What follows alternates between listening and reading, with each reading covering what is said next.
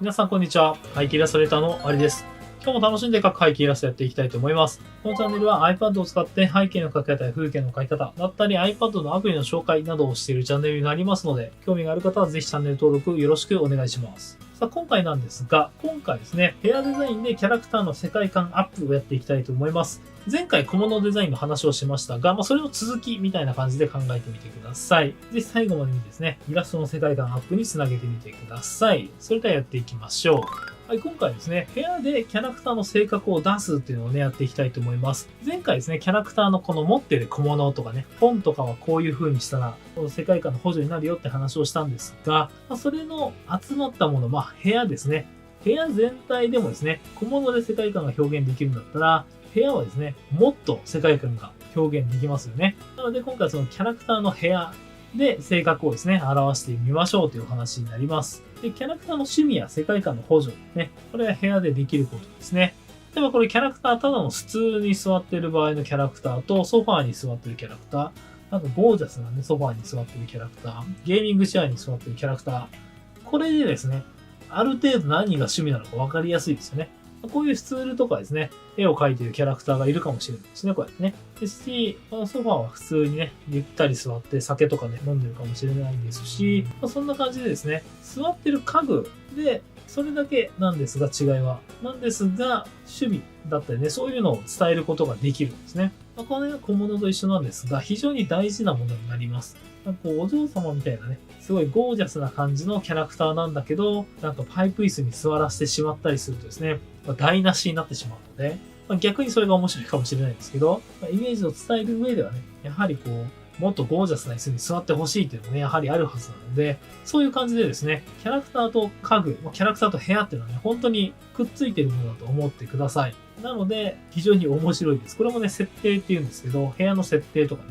プロップデザインっていうのになるんですが、特にアニメーションとかゲームとかでね、よく使われるので、例えばキャラクターの補助する、キャラクターの主人公の部屋を描いてくださいとかね、部屋をデザインしてくださいとか、そういうのがね、好きな方は本当にやってほしいなと思います。設定はね、本当に面白いです。というわけで、設定のね、良さを伝えたところで、ひたすらね、僕は設定好きなんですが、もう一個ですね、人物の性格もね、上だと趣味だったんですが、性格もね、表現することができるよっていうのをね、書いております。で、これ何かっていうと、例えばベッドをですね、どういう感じで置いていくのかね。例えば綺麗にピチってしてるイラストを描いてると、几帳面でね、真面目な人なんだっていうイメージがやっぱりね、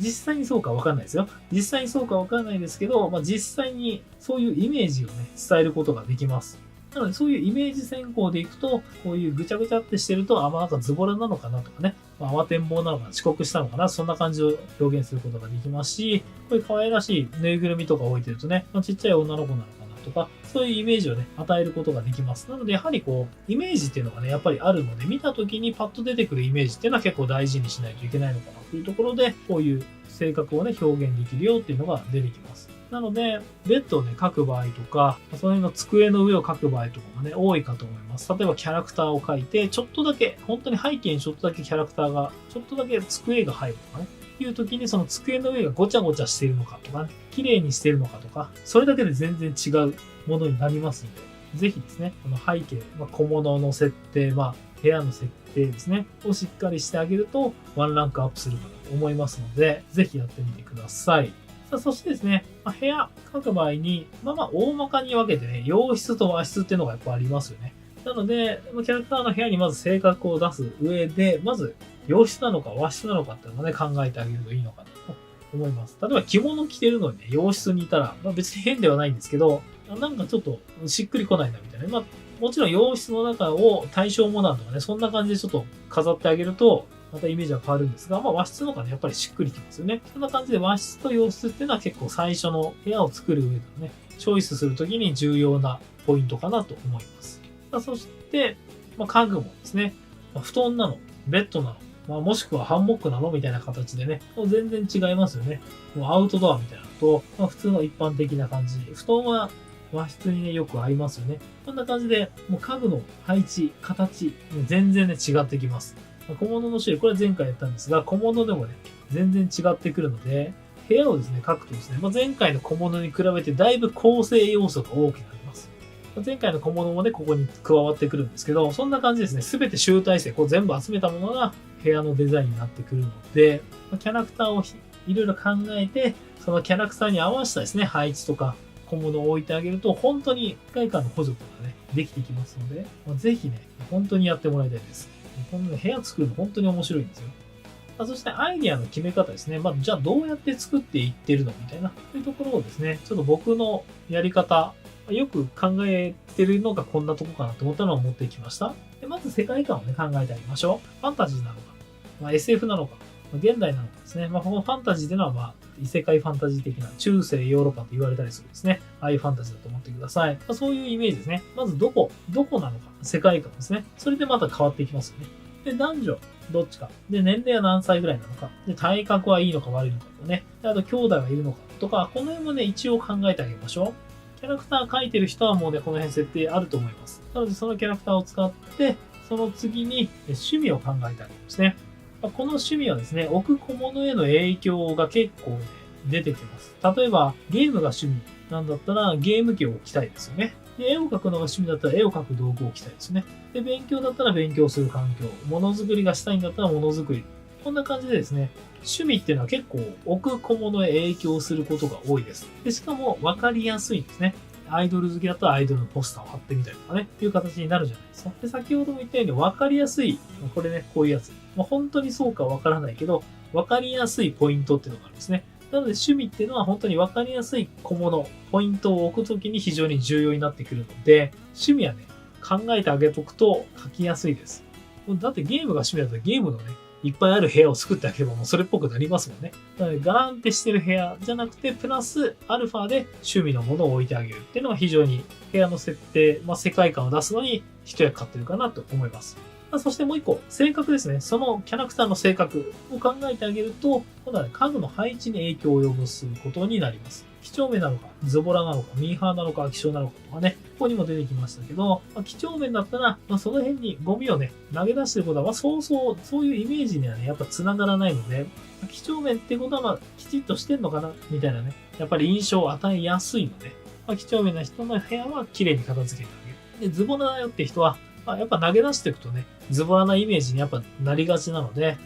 片付けてないような感じとかを出したりですね。例えば、ズボラで趣味がゲームだったら、ニンテンドースイッチをそのままバンと置いてるとかね、スイッチのコントローラーをね、外したまま置いてるとか、そんな感じのことをやっておくと、ズボラなんだなっていうのがわかりますよね。なので、そういう趣味と性格を合わせると、よりキャラクターのモデルをですね、もうこの部屋はこのキャラクターのだなっていうのを分かりやすくできるデザイン、分かりやすく伝わるデザインかなになりますので、こういう形で考えることが僕は多いですね。で部屋もですね、こういうテンプレートみたいなのを最初書いて、これをちょっとね、改造していくっていうやり方で遊んでみてもいいのかなと思います。例えば、こんな感じですね。先ほどのテンプレートなんですが、YouTube の配信をしているような人